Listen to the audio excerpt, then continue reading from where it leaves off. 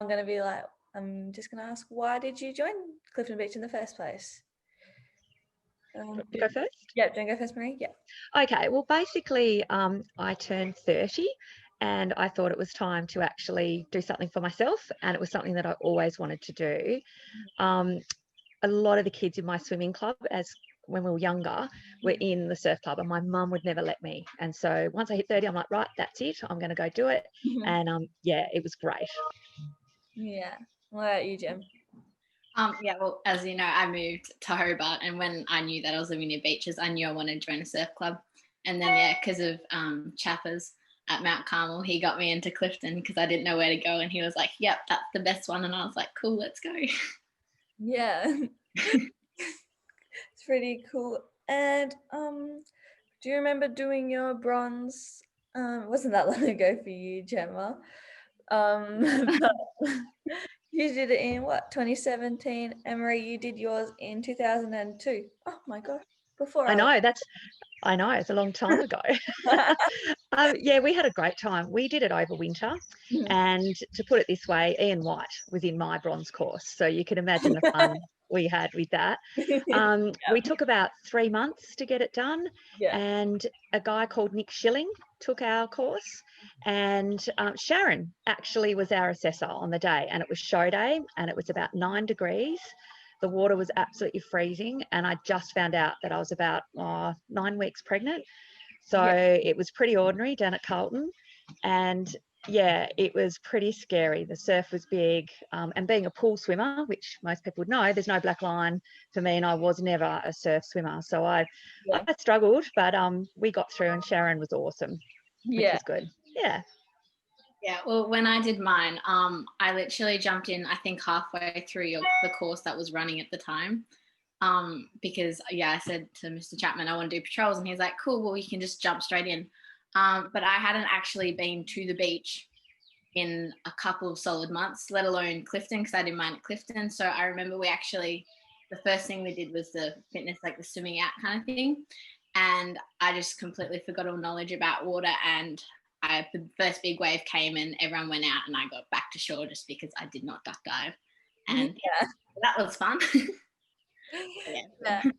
And so were there many like girls in your course, or was it a lot of different ranges of people when you did it? In mine, I think there was probably about 4 or 5, because that was actually the start of when we started to get quite a few boat crews going. So I think we had probably about 4 or 5. I was probably the only one that wasn't sort of attached to either paddling or boaties, but there was a lot of boaties in our course, a lot, which was good. Yeah. And so, Maree, we've got you down here as competing in the women's double ski and men's double ski. Yeah. How did you like the competition environment? Look, I loved it, but not a massive fan of big surf. But it was good fun, and the crew was great. Like back then, we had about probably 40 people on the water every training session. So it was really pumping, and we're all, in our early 30s. Some of them are a bit older. And it was great. There was Pete Williams, Simon Kay, Graham, Whitey, Sandy, Marg Little, Tracy Boscott. There was a lot of us. It was so much fun back then. Yeah. And what about you, Gemma? You've done a fair few competitions in your stint.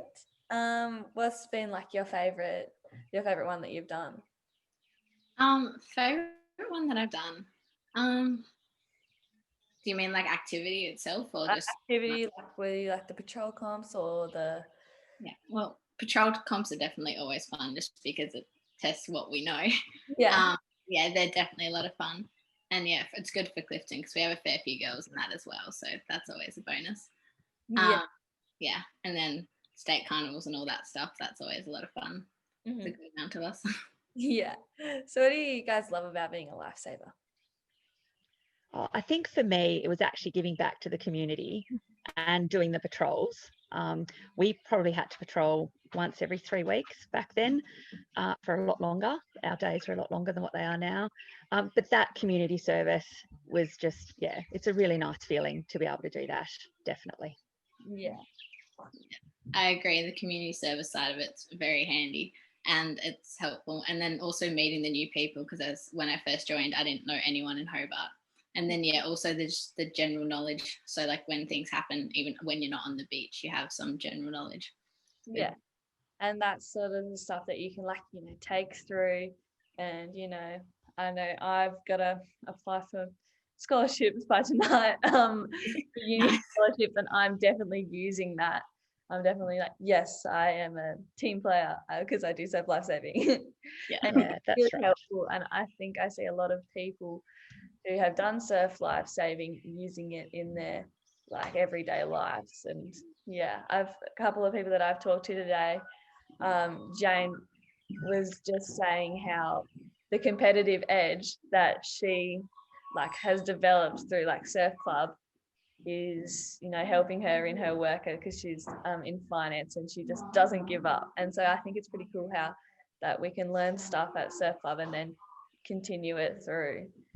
And I think too, it's that lifelong friendship. You know, the people that you did your bronze with, you're still friends with. Yeah. The people you did your first patrol with, I look back and Megan Monday was looking after me in my first patrol, and she was just so lovely. And everyone, to today, are still friends, which I think is so good. Yeah, it's pretty cool. So do you have any advice for any women who are considering doing their bronze course? Do it. Yeah. Just do it. Get into it. Have some fun. Challenge yourself. Do something that a lot of people don't do. I think it's really great to be able to say that as a female, surf lifesaving was one of my interests. I think that is awesome for women to be able to do. Yeah, I agree. Just definitely give it a go, because whether you know it or not, everyone at the club is supportive, and you even get to meet people all over Tasmania, and just everyone gets to know everyone, and everyone's supportive. So you learn all your stuff, and it's really good. So just do it. Yeah. Does anyone have any stories that they'd like to share I've had some really good ones today. I've had a couple of people trying to wee out the side of a boat on a marathon, and I've had the stories of seals jumping into boats. Does anyone have anything quite that cool? When I thought about it, there's so many, a huge amount. Being married to Graham, obviously, my whole life has just been one big laugh. But I have two really memorable things for me. And it was before the state titles. So it must have been the 2004 state titles. And again, we had probably 10 double skis entered in the race. And the Mercury came down to Clifton to do a photo shoot on the Thursday night. We're all pumped, ready to go, having a bit of a laugh, making sure the hair was right and, the lipstick was on, believe it or not. And the guy goes to Graham, oh, so what do you want to do? Do you want to just take individual photos? He goes, no, let's take a photo of the 10 crews on the same wave. That'd be awesome. Stand up near the tower. What a great photo. So we're paddling out, all talking about it, lined up, and then this fairly decent set came through. And Graham's like, yep, go. And we're all paddling down this massive wave. And I was second in the row, and the ski next to us lost control, hit us, we hit the next person, and all 10 of us completely wiped out. Skis went everywhere, paddles went everywhere. And we didn't make the paper because we stuffed up the photo shoot. But that was really cool to think that we had 10 double ski. So that's 10 women in one ski race for Clifton in 2004. Was awesome. Pretty cool. Yeah. So what are you guys up to now, and how do you think that Surf Club has really helped you? Well, I work at Mount Carmel College, and funny that there's a lot of Mount Carmel girls at Clifton. Thanks, Mr. Chapman. So basically, obviously, with my first aid, that has just been able to help me with the kids at school. But mostly now, I decided that I still needed to do something. So I sort of gave up once our kids got a bit older. I let the kids and Graham have the limelight. So now I've decided that I need to do something again. So I've actually become a level 1 sports trainer with the Lauderdale Football Club. So I can use my first aid and the skills that I learnt at the surf club doing that, which is awesome. Having to treat, instead of someone drowning, I'm actually dealing with, young boys and girls injuring their bones and themselves, concussion and things like that. That's really different. But being a surf lifesaver prepared me for absolutely everything for that. Yeah. And what about you, Gem?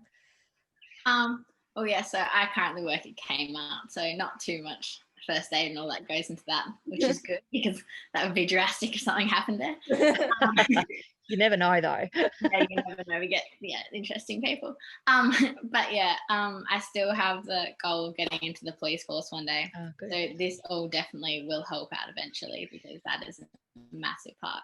And yeah, I have to say I have used it outside of surf lifesaving before with a couple of school trips where someone went off a bike and cut their leg to the bone and stuff like that. Yeah. So it is very useful stuff. But yeah, so it'll be helpful in the future as well. Yeah. Yeah. And also I've had a lot of people say how much it kind of gives you confidence as well, and how you can just see people coming through and how they're just more confident and they just are very driven as well. And I think that's really cool. Yeah. Sure is. Alrighty. Then thank you guys for coming to chat to me.